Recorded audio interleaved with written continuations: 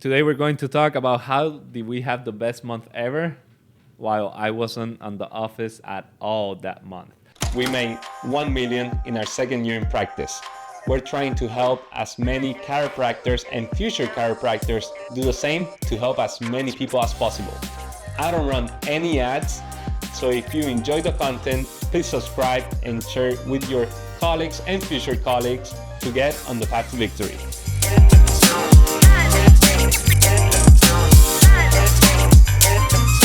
You have to understand how things are. So I was in Raleigh, Texas, and Emily was on fire. So I had to have her here one more time. She didn't request this time. We actually invited her for the first time. So, you're honored to be here. Yes. Let's talk about that. What brought you that fire while I was out in Raleigh? Yeah. So while you were gone for a whole month, I was running the business, doing office manager stuff. Obviously, we have our associates to help us. I can't, absolutely can't take credit for Absolutely. the best month ever, but raising Luca by myself, just running the household, keeping everything clean, keeping everything going. It was really difficult, but I think when you're put in a difficult situation, you're either going to fall or you're going to rise to the occasion. And that's what I wanted to do. Actually, you being gone and stepping out really relighted my passion, relighted my fire.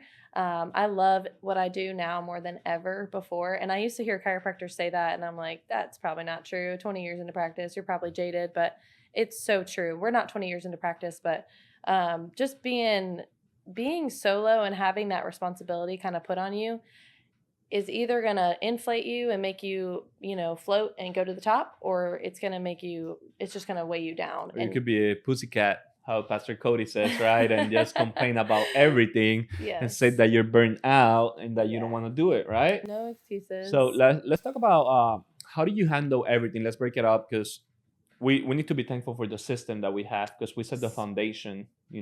We were steady for a long time, but it was because we were focusing on that foundation, and it took us a while to build that foundation, to build that culture, to build that team that you had around you. How you mentioned, without the team you couldn't make it.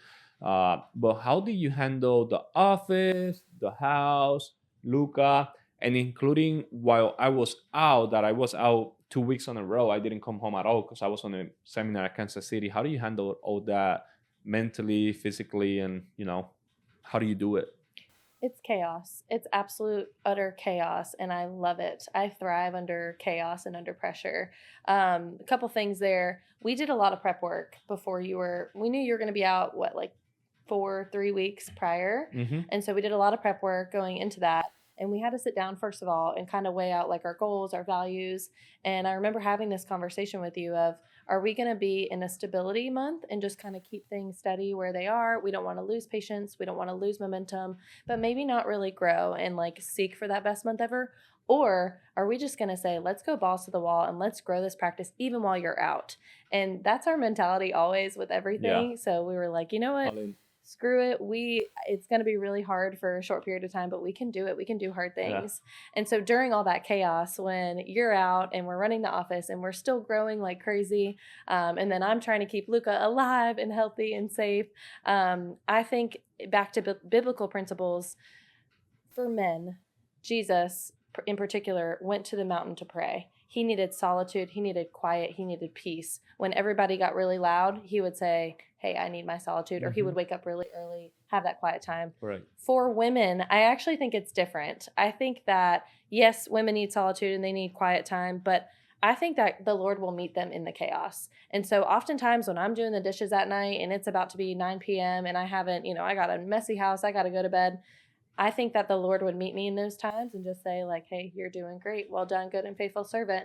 You just keep on moving, keep on pushing. And so I just had these times of I don't really have quiet time. I don't really have time for solitude and peace and everything. But the Lord would meet me in those chaotic moments. And that just inspired me to keep going. And I think you being out almost put this competitive spirit in me. Absolutely. I can do this without you. I'm perfectly capable of handling it. I much prefer you to be with me.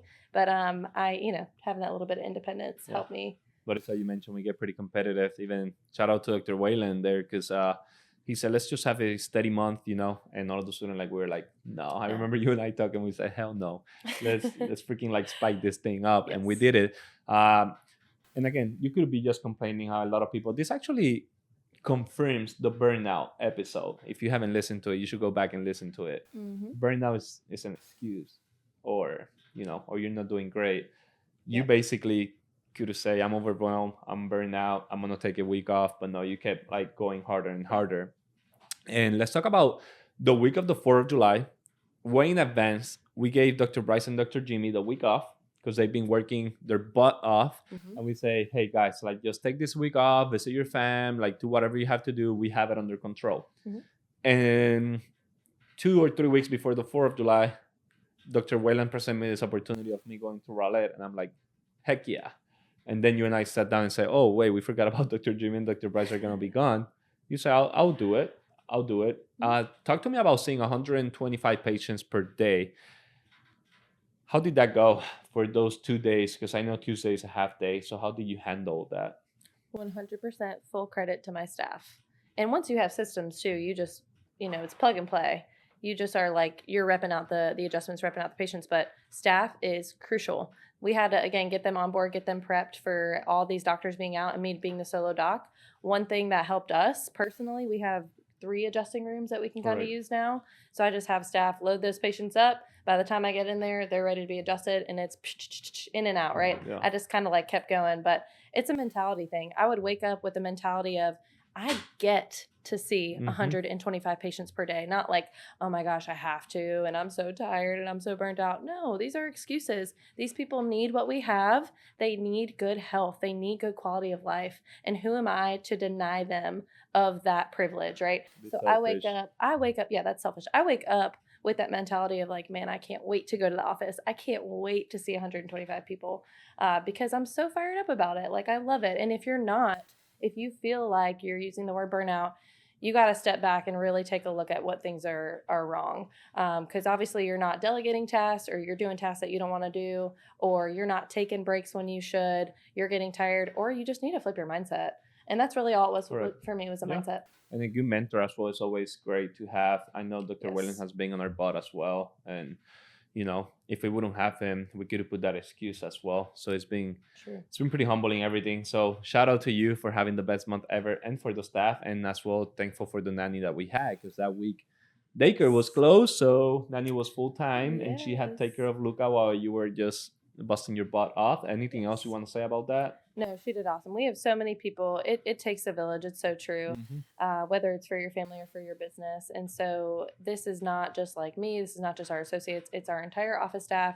It's you laying that foundation before you left. And then all the people involved in our personal lives who helped me out at that time too. So basically, by me not being there, it confirms that we're building a business, not just a personality practice. So highly recommend you to build a business. If you have any question, just reach out.